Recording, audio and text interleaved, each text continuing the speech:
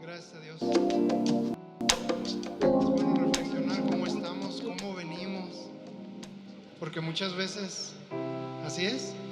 A pesar de lo que esté pasando, hemos decidido estar aquí, porque podríamos haber dicho, no, pues hoy no voy, hoy trabajé en la noche o X cosa, me siento mal, no sé. Pero gracias a Dios que hemos decidido estar aquí. Y si tú decidiste estar aquí, hay que estar presentes en espíritu, alma y cuerpo. Hay que dejar lo de afuera afuera, lo del mundo en el mundo. Lo espiritual es ahora, es aquí.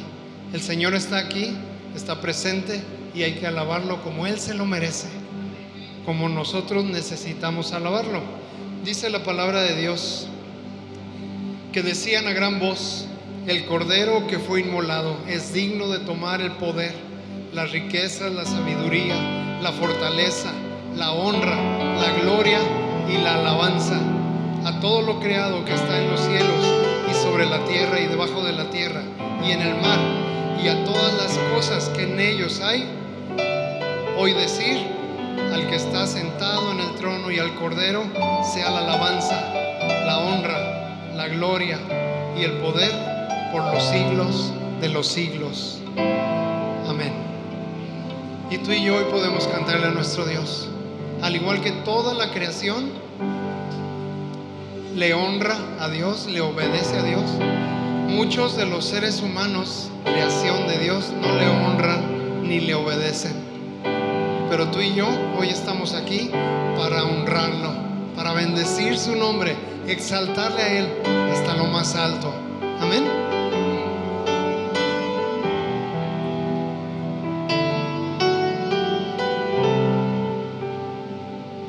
Este canto dice así: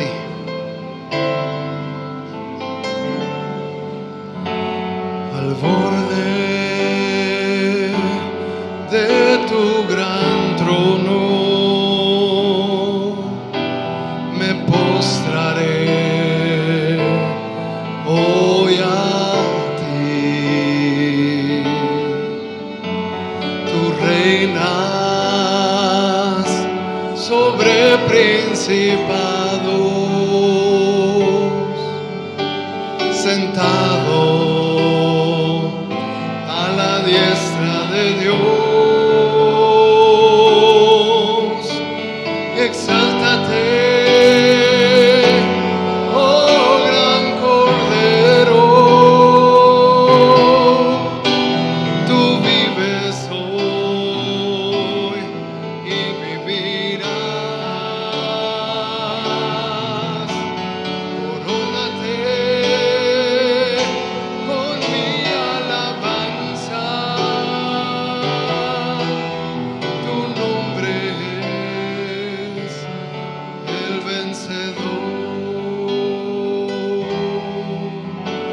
tu nombre es el vencedor. Los invito a que levanten sus manos al cielo y vamos a hacer una oración a nuestro Dios. Padre bendito, aquí estamos tus hijos, aquí estamos una parte de tu pueblo. Queremos, Señor, dirigirnos a ti, buscar tu presencia hoy, Señor, sabiendo que nosotros no somos perfectos, Señor, pero alabamos al que es perfecto, al que merece toda la honra, toda la gloria por siempre y para siempre. A ti, Señor, a ti te alabamos, Padre, porque tú eres digno de ser alabado, Padre. Gracias, Señor, porque hoy te podemos alabar, podemos acercarnos a ti sin temor alguno, Señor. Ayúdanos, Señor, a escuchar tu palabra. Abre nuestros oídos, nuestra mente, y abrimos nuestro corazón a tu presencia, Padre. Exáltate, Señor. Amén.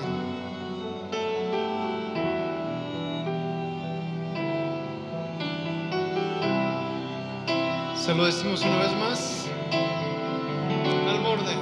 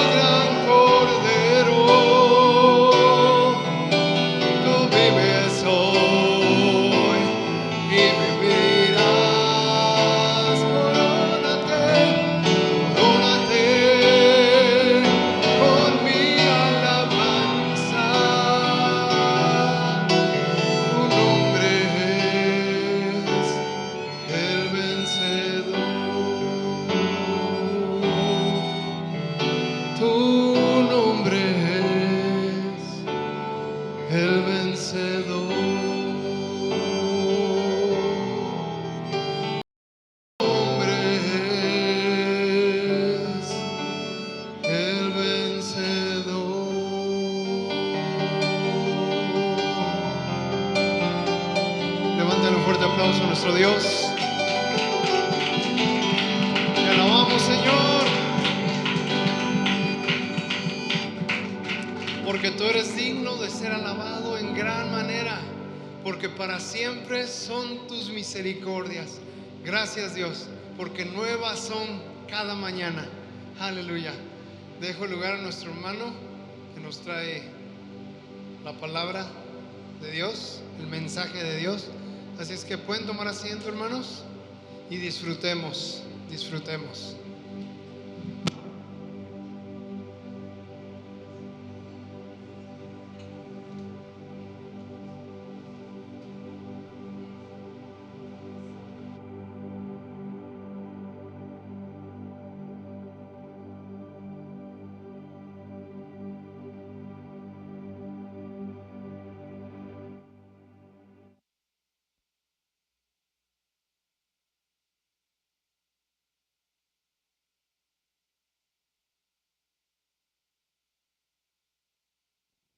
Gloria a Dios. Sí, gracias.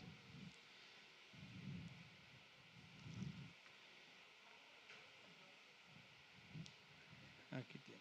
Gracias.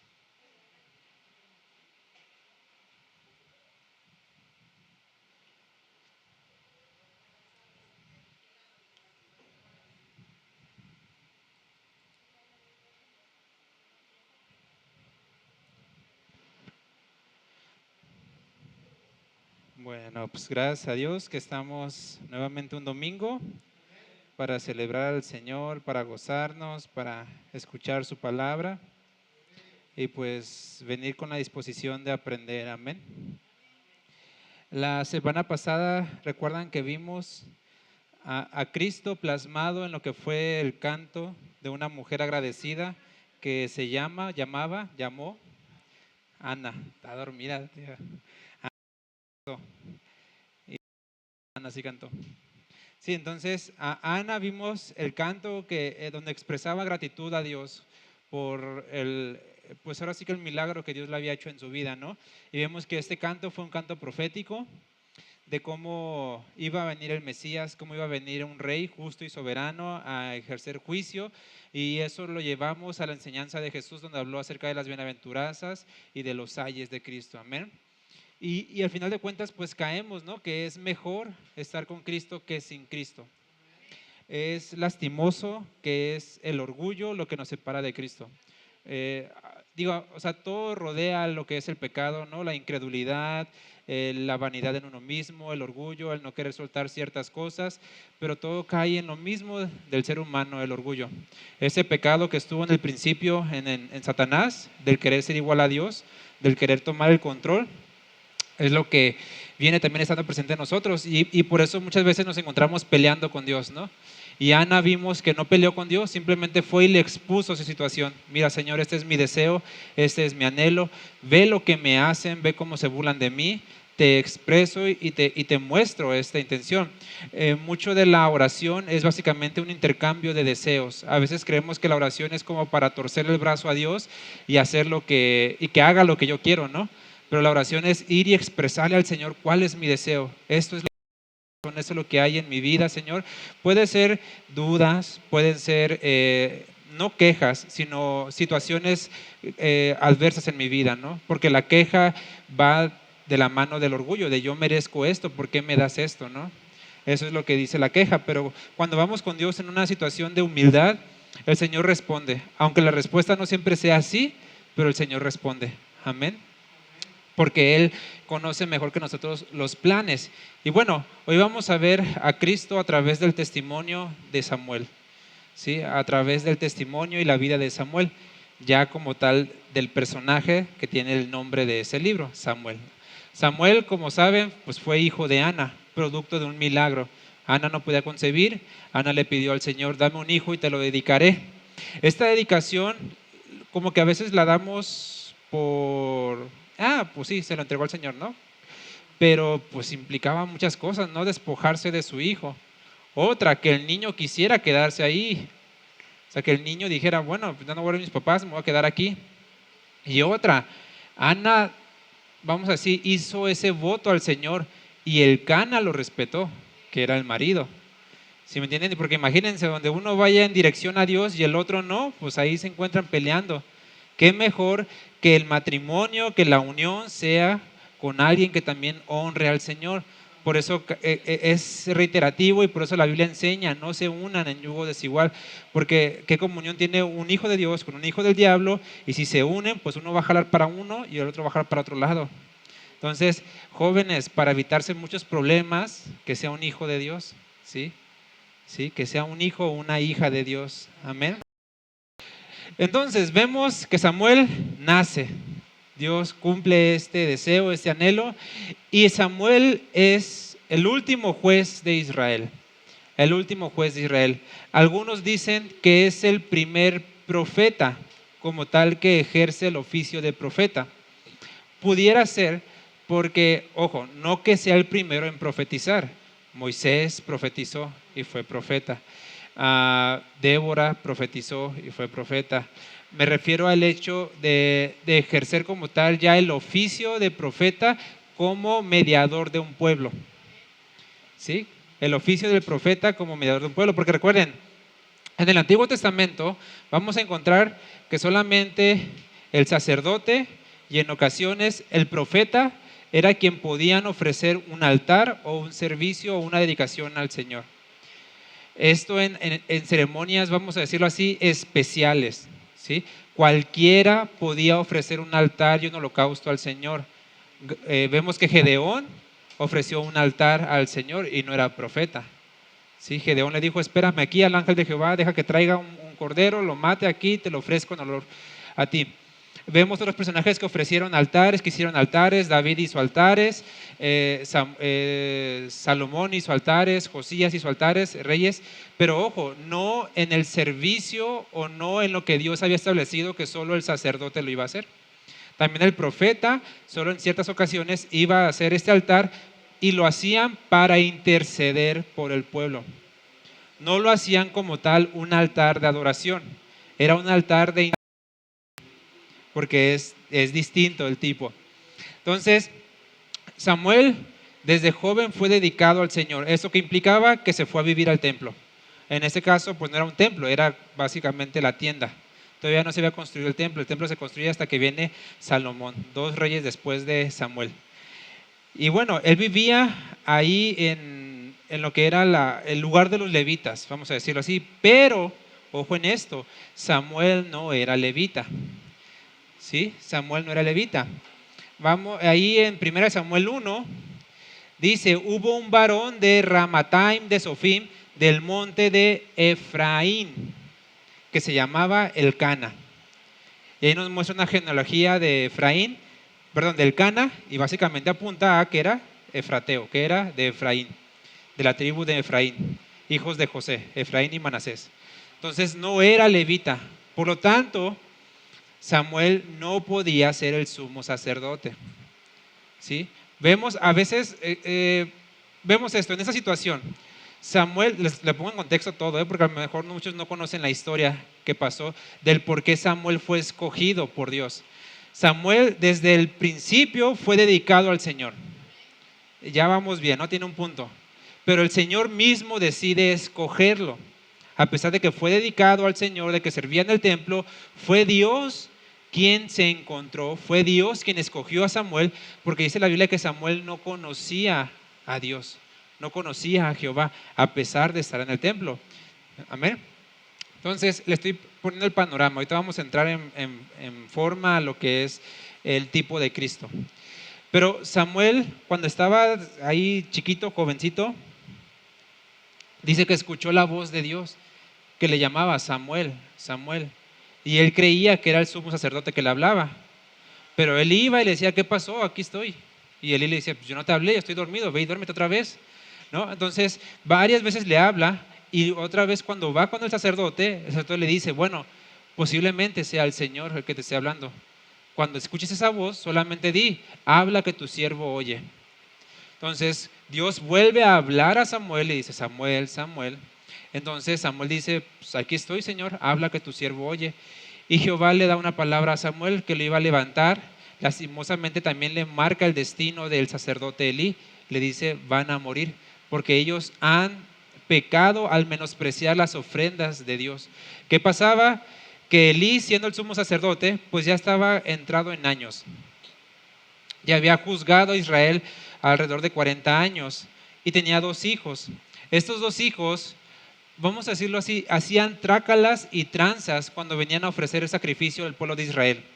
Había ciertas normas que Dios había establecido para el cuidado de los levitas, pero ellos querían más de eso, más de lo que Dios les había dado, más del derecho que tenían por ser parte de la tribu de Leví. Entonces hacían tranzas y agarraban de más. Y si el pueblo se oponía, ellos salían como a pelearse contra el pueblo, ¿no? No solamente eso, sino que también se metían con mujeres, fornicaban en el templo del Señor, hacían un desastre, ¿no? Y el sumo sacerdote Elí es reprendido por esa situación y aún así nada más como que les dice a sus hijos, pues ¿por qué hacen eso? No es buena fama la que dan. ¿Sí me entienden? Más que el deshonrar el nombre del Señor, es como que me están dando mala fama, les están portando mal y el pueblo los ve, casi casi háganlo escondidas, ¿no? Entonces, pues Dios determina el destino de ellos y dice, se van a morir. Y cuando ellos se mueran, tú vas a recibir la noticia y te vas a morir. Elí conocía ese destino. Entonces, dado por un profeta, le vino palabra y aún así Elí no se arrepintió. No se arrepintió, a pesar de que él supo distinguir que quien le hablaba a Samuel era Jehová. A pesar de que tenía conocimiento, a pesar de que era el juez de Israel, a pesar de que era el sumo sacerdote, tenía el conocimiento, pero aún así honró más a sus hijos que a Dios. Y eso es lo que Dios le dijo: has pecado porque has honrado más a tus hijos que a mí. Y el Señor dice algo muy claro: yo honraré a los que me honran. Eso es uno de los... estoy buscándolo.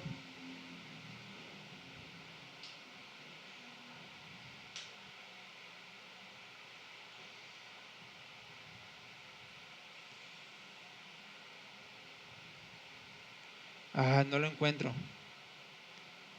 Perdón, se me perdió esa parte. Pero el Señor le dice a Elí básicamente: yo honraré a los que me honran, y a los que no, los despreciaré y los tendré por poco. Entonces Dios desecha a Elí en una guerra. Ofni y Finés, ¿sí, los hijos? Se llevan el arca para, vamos a decirlo así, como diciendo, estamos en guerra, estamos perdiendo, llevemos el arca para que el Señor nos respalde. Pero veían su confianza no en Jehová, sino en el arca. Ojo en esto. Pusieron su confianza básicamente en la imagen del arca, no en Jehová. Entonces dijeron, traigan el arca. Cuando llevaron el arca a la guerra, pues ¿qué creen? No sirvió de nada. Los filisteos se quedan con el arca, matan a los hijos. Ahí es cuando cae el juicio del Señor. Vienen las noticias al pueblo de Israel, todos se ponen a llorar, tristes porque el arca de Jehová se había apartado de ellos. Y el arca estuvo alrededor de 20 años lejos del templo. Luego, cuando Elí recibe la noticia, dice que se va hacia atrás y se muere. Se cae porque dice que tenía sobrepeso, por eso cuiden su salud, ¿sí? Tenía sobrepeso. Entonces, ya conocimos la historia, ¿no? Ya redondeamos más o menos el contexto en el que están haciendo, el contexto en el que se está desarrollando Samuel. Y Samuel queda en lugar, ¿qué pasó? Samuel 2:30, es donde dice, Samuel 2:30.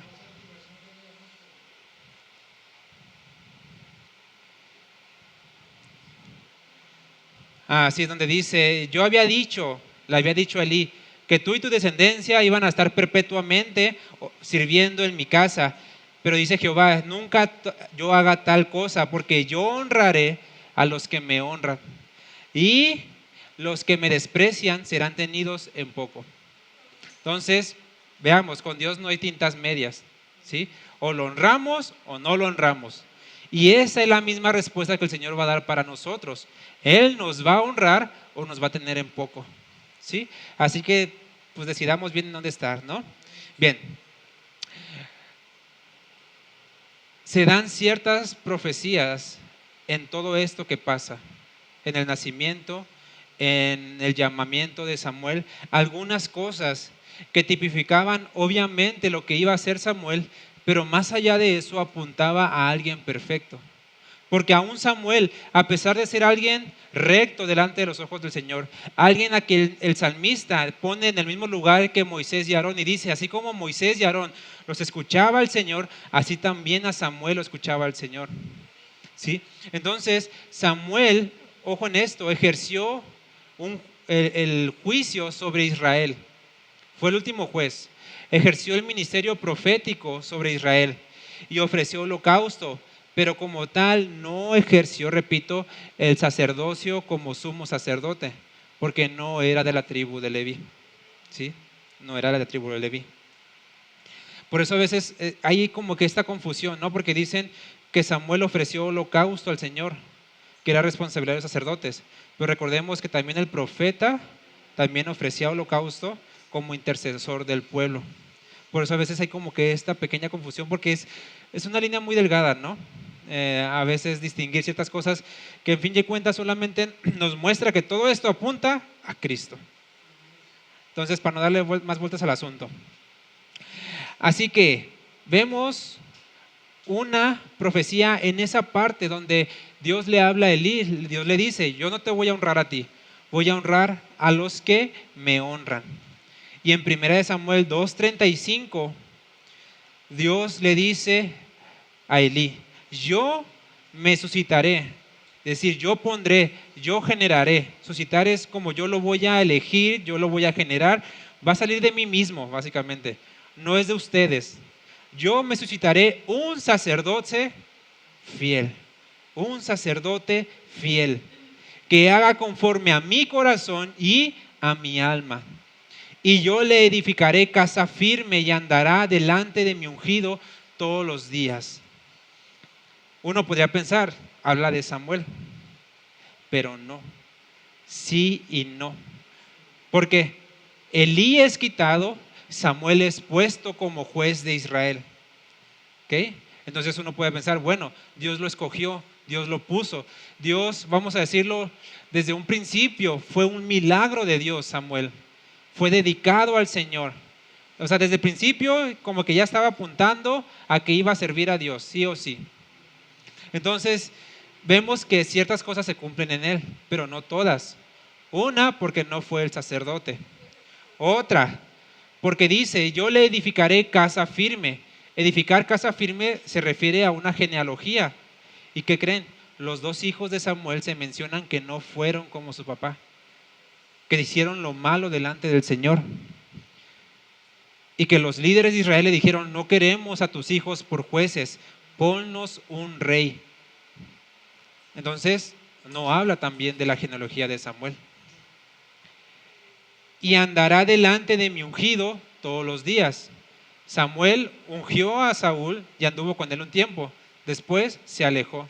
Después volvió a ungir al rey David y nada más lo ungió y ya jamás lo volvió a ver. Samuel a veces lo encontramos como que vivía con Saúl y con David. Con Saúl es con el que compartió más momentos, más tiempo. De hecho, dice la escritura que lo amaba casi como un hijo porque lloraba por él. Hasta que el Señor le dijo, ya, basta de llorar por él, porque ya lo he desechado. Entonces, con David, Samuel no anduvo como con Saúl. Solamente lo ungió y ya. Fue todo, adiós. Ya jamás hubo un encuentro entre Samuel y David. Entonces, tampoco anduvo días, ¿no? Vemos que esto no habla ni nada más ni nada menos que apunta perfectamente a Cristo. ¿Sí? ¿Por qué? Él es el único sacerdote fiel. Y fiel implica fidelidad todos los días de su vida, que nunca se equivoca, que es perfecto. Y el único perfecto, mediador perfecto es Cristo. El único que puede interceder por nosotros de forma perfecta y que es fiel en hacer ese trabajo es el Señor. Imagínense que nosotros fallemos y pequemos contra el Señor y que diga Jesús, ay, ¿sabes qué? Hoy no voy a interceder por ti. ¿Se imaginan? Que diga, hoy estoy cansado, hoy no tengo ganas, hoy me voy a echar un sueñito Jesús dijo, no, mi Padre trabaja hasta ahora y yo no dejo de trabajar. Entonces vemos que en el cielo es muy claro, dice la Biblia, que Jesús está sentado intercediendo por nosotros. Y si no lo sabe, eso ya lo vimos en los miércoles en Hechos. Jesús intercede por nosotros porque pecamos.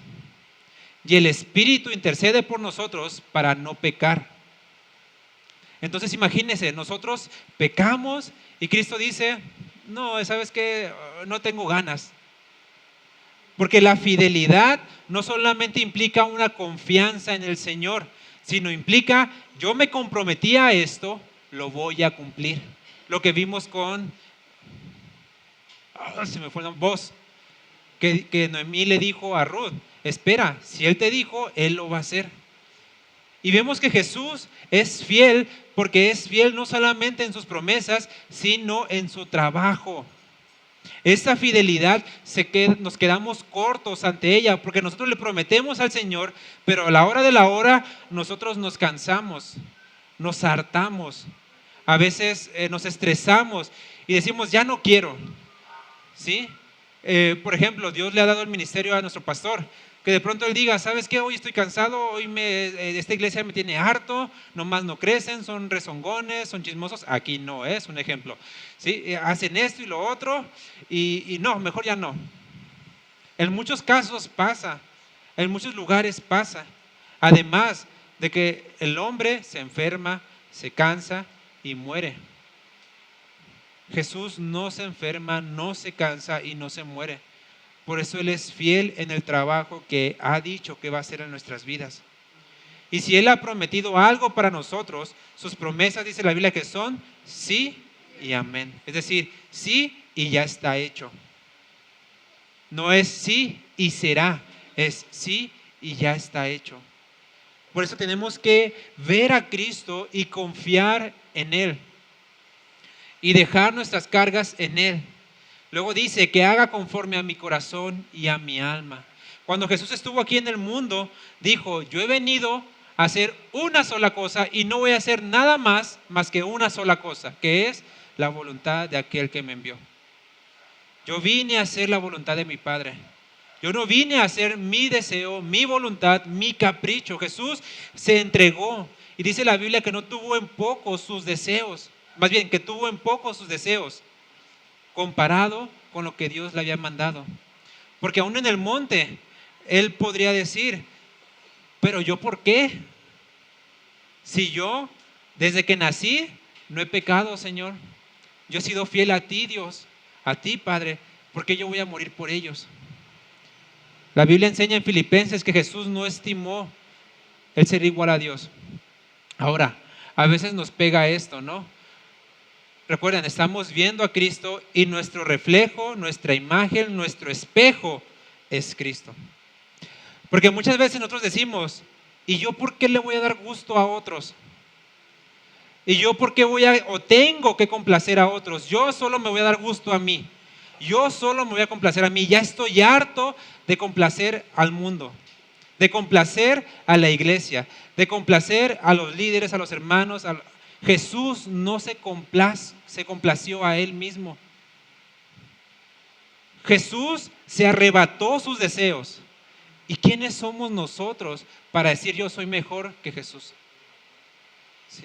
Porque esto, repito, que dije, muestra solamente orgullo, vanidad, presunción. Solo me importo yo y nada más que yo. Por eso en Filipenses 2, Pablo dice, haya en ustedes este mismo sentir que hubo en Cristo Jesús. Que haya en ustedes este sentir. No es de que yo merezco, yo deseo, yo soy acá Juan Camaney. ¿Sí me entienden? Se trata de, bueno, ¿cuesta complacer a los demás? Sí. Porque obviamente no va a ser monedita de oro. Y no me refiero a una complacencia fingida o hipócrita. Me refiero a una complacencia de yo voy a comportarme como la imagen de Cristo y voy a dar testimonio como Cristo para bendecir a los demás. Esta complacencia no quiere ver o no dice de que voy a congraciarme con los demás. sino que voy a actuar conforme a lo que Dios dice para buscar la bendición de otros. ¿Sí? La complacencia a los demás no es hacerle caso en sus caprichos, es buscar bendecir a mis hermanos, es buscar su bendición, es buscar lo mejor para ellos. Y a veces la bendición incluye corrección. ¿Sí? Por eso en Cristo, cuando usamos las palabras correctas con el significado correcto, todo cae en su lugar y no distorsionamos las cosas. Porque imagínense si Cristo hubiera venido a complacerme a mí con lo que yo quiero. No, Él vino a complacerme a mí con lo que yo necesitaba, que era la salvación, que es la paga de mis pecados, que eso sí nos iba a bendecir y nos bendijo. Entonces entendamos esto. Recuerden lo que vimos el miércoles. Cristo fue un varón aprobado por Dios. Y esa aprobación lo llevó a que en el tribunal nadie pudiera decir nada en contra de él. Nadie pudo decir nada en contra de Cristo. Tuvieron que poner testigos falsos para mentir, porque fue aprobado.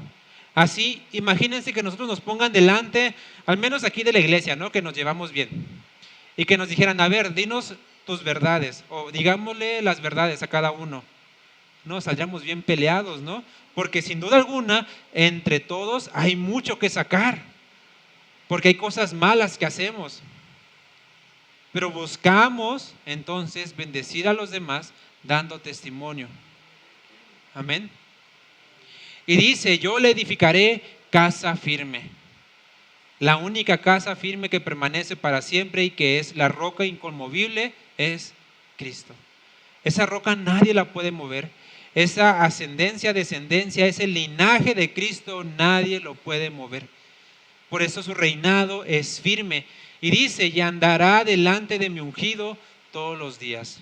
Esta es una como hipóstasis en Cristo, porque el ungido es Cristo, pero el sacerdote fiel es Cristo. ¿Sí me entienden? Todo esto es como una unión entre Él mismo. Aquí ungido se refiere, vamos a decirlo así, en ese gente que le fue dada la profecía, se refería directamente a un rey. ¿Sí? Andará delante de mi ungido todos los días, se refería a un rey. Pero todavía no había rey en Israel. Elí no tenía en su mente ni siquiera la imagen de un rey sobre Israel. No había nada, porque hasta que Elí muere, hasta ya los últimos días de Samuel es cuando piden un rey. ¿Sí? Entonces, este ungido es Cristo. Amén. Uno de los paralelos de Samuel y que yo les animo a como padres, hagamos esto para nuestros hijos y pidámosle esto al Señor para nuestros hijos, es lo que está en Primera de Samuel 1:27, no, perdón, Primera de Samuel 2:26. Primera de Samuel 2:26. Dice, y el joven Samuel iba creciendo, es decir, en estatura, en edad. Y que dice, y era acepto delante de Dios y delante de los hombres. Esta es la misma palabra, solamente que en idioma hebreo. En el Nuevo Testamento lo tenemos en griego, donde dice de otra persona, de Jesús, que crecía en ¿qué? En sabiduría y en gracia. ¿Para con quién? Ahí está el testimonio que tenemos que dar para con Dios y para con los hombres. Es que nuestra vida, hermano, no es de que yo soy libre para hacer lo que yo quiera, a nadie le importa lo que mi vida, yo soy libre, no se metan con mi vida. Eso no, porque está en la Escritura. Nuestra vida tiene que ser de testimonio para con Dios y para con los hombres, para que los hombres no tengan nada que reprocharnos a nosotros y que en ese reproche menosprecien el nombre de Cristo. ¿Sí me entienden?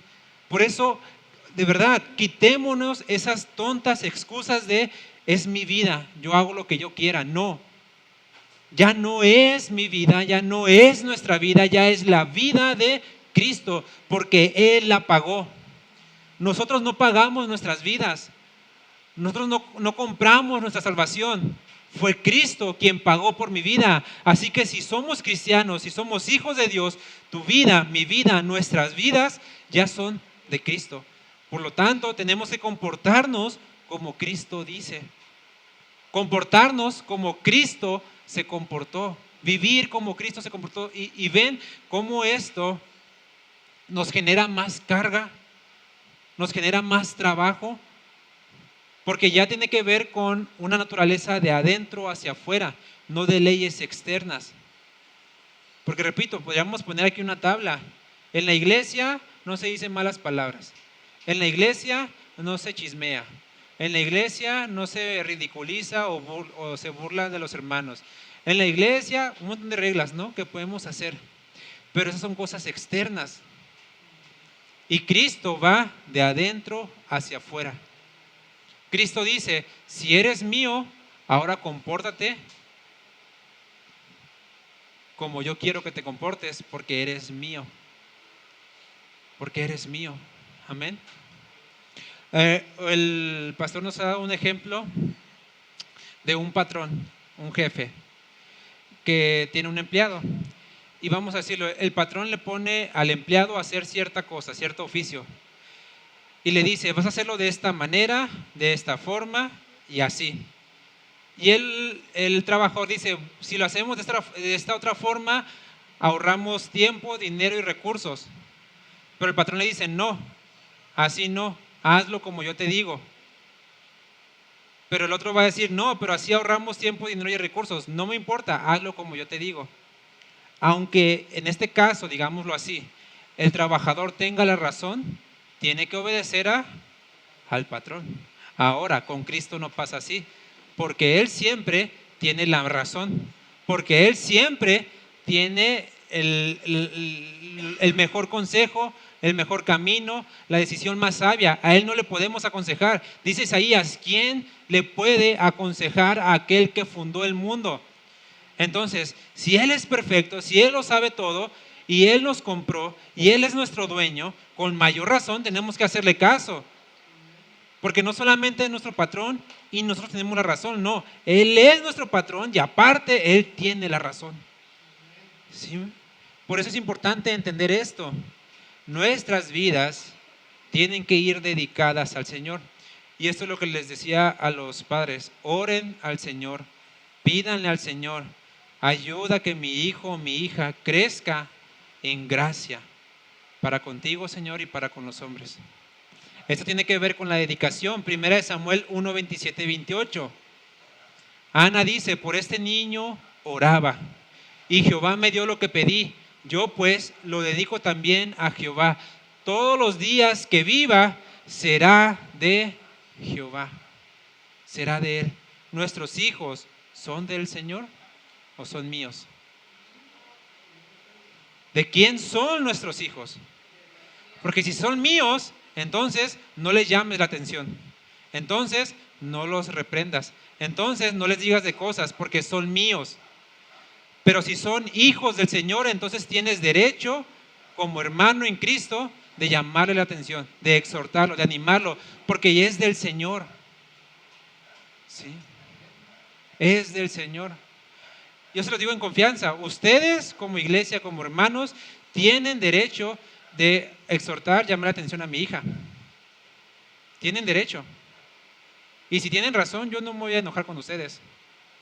¿Sí? Ojo, tampoco les voy a decir que la disciplinen o que le peguen, ¿no? Es otra cosa. Esa es disciplina que corresponde al papá. Pero llamarle la atención, exhortarles, adelante. Ella no es mía, es del Señor. ¿Sí? ¿Por qué nos enojamos cuando alguien le llama la atención a nuestros hijos, nuestras hijas? Porque son míos. Y no a mi retoñito, a mi corazoncito, no le hagas eso. Es mío, de mí nadie más. Y aguas, porque qué duras lecciones da el Señor a esos. Como Elí, que le dijo, honras más a tus hijos que a mí. Por eso yo voy a honrar a los que me honran. Y Dios le demostró a Elí que sus hijos no eran de él, que eran del Señor, pero en condenación. Porque solo hay dos caminos, con Cristo o sin Cristo. Tanto Samuel como Jesús nacieron en circunstancias milagrosas. Pero lo que radica el vínculo más perfecto que hay entre ellos en cuanto a la imagen de Cristo es que los dos vivieron de una forma dedicada al Señor. De Samuel, como tal, no se menciona, así que diga una cosa, que pecó. No se menciona que diga Samuel pecó aquí o falló, como de David se menciona, como de Salomón se menciona, como de Elías se menciona que tuvo miedo de una mujer, de Jezabel. De Samuel no se menciona que tuvo ningún temor delante de ningún rey. De hecho, él mismo fue y mató a un rey que Saúl había perdonado la vida, y él se enfrentó al rey Saúl y le dijo: ¿cómo te atreves tú a salvar o a perdonar lo que Dios dijo sea destruido y sea maldito? Entonces Samuel fue con la espada y le cortó la cabeza. Él no tuvo temor de hombres, se enfrentó a reyes con ejércitos, y él no tuvo temor. Él no tuvo temor, pero tampoco se menciona, repito, ningún error de él. No digo que Samuel haya sido perfecto, sin duda alguna tuvo errores, ¿no? Pero son pocos los hombres en la Biblia que se muestran perfectos, como José, Samuel y Daniel. Hombres que se mencionan que no tuvieron errores, que no tuvieron fallas, ¿sí? Pero que sin duda alguna pecaron. ¿Por qué? Porque murieron. La prueba de que pecaron es que murieron, porque la paga del pecado es la muerte. Entonces, ¿cómo están nuestras vidas comparadas con Samuel, que es un tipo de Cristo? Pues repito, a veces vemos a Cristo como muy lejano, ¿no? Sí, es que Él es imposible de alcanzar porque Él es Dios. Pero ¿qué hay de hombres como Samuel que vivieron una vida intachable delante del Señor, con un testimonio que aún en sus últimos días los líderes y los jueces le dijeron: tú fuiste recto? Hijos no. Tú fuiste recto, pero tus hijos no. ¿Sí me entienden? Por eso les digo que Samuel no fue perfecto, porque por alguna razón sus hijos fueron así, a lo mejor. De todas formas, al final de cuentas los hijos toman su propio destino, pero influye de alguna forma el trabajo de los papás.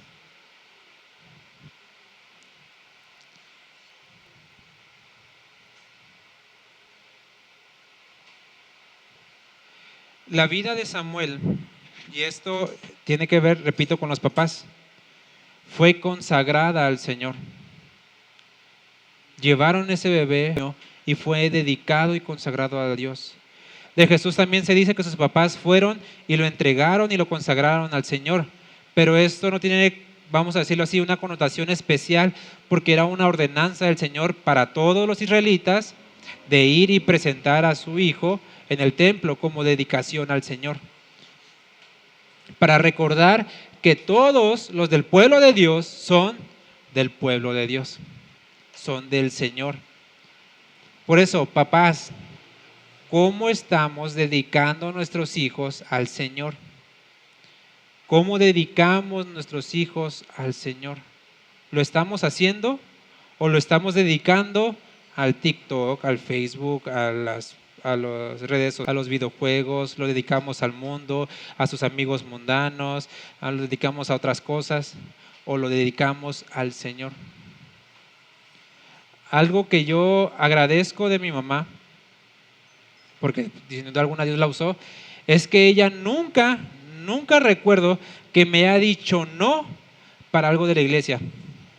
Sea congreso, sea velada, sea campamento, sea ir a otro estado, incluso nunca me dijo que no. Para otras cosas sí me dijo: no, no vas a salir, no vas a hacer esto. Pero para la iglesia no recuerdo que nunca me haya dicho: no vas a ir, no vas a ir. Y a veces nosotros como papás pensamos que decirle a nuestros hijos: no vas a la iglesia, es un castigo. No, el castigo es dejarlos en casa. Porque el ir a la reunión, el asistir, el congregarnos es parte de la honra y de la dedicación al Señor. ¿Cómo pues entonces estamos tratando a nuestros hijos? Y sobre todo los que ya llevan hijos pues más grandes, ¿no? Noemí, nuestra hermana Adriana, Juan, Benadeva, nuestra tía Amelia, que tienen hijos más grandes. ¿Cómo vemos a nuestros hijos que están creciendo? ¿Están creciendo en sabiduría y gracia del Señor o no? ¿Cómo están creciendo? ¿Qué testimonio están dando de tus hijos, de nuestros hijos? ¿Qué dicen de nuestros hijos? Pueden decir muchas cosas malas, pero ya vimos, si mienten contra nosotros, somos bienaventurados. Pero si lo que dicen es verdad, entonces, cuidado. Si dicen, no, es que tu hijo es bien rezongón y dice malas palabras y contesta de mala gana, ¿es verdad o es mentira? Si es mentira, entonces échalo. Pero si es verdad, seamos conscientes y aceptemos la exhortación. Porque, repito, nuestros hijos no son de nosotros, son del Señor. Habrá quienes citen sus hijos, pero ojo, porque el Señor va a honrar a los que lo honran. Amén.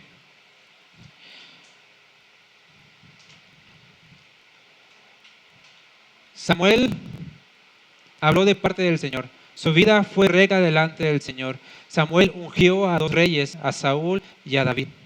Samuel tuvo este placer, esta oportunidad de ungir al primer rey de Israel y también al segundo rey de Israel. En un contexto que vamos a ver la siguiente semana, en el rey y en el rey que no quisieron, y en el rey que sí quisieron. Porque a veces nosotros pedimos cosas y cuando Dios nos las da, es como que, ay, ya no me gustó. Y dice el Señor, ahora te aguantas. Pero Samuel, repito, él proclamó la palabra del Señor, aún cuando gente, digamos así, por encima de él, negaron la palabra de Dios. Porque Samuel, pongan en este contexto, Samuel ungió a Saúl. Saúl se volvió rey de Israel. Momento, a los ojos de los hombres, el rey Saúl era mayor que Samuel. Pero cuando había que dar palabra del Señor, Samuel era mayor que Saúl. Porque no era el mensaje de Samuel, era el mensaje de Dios.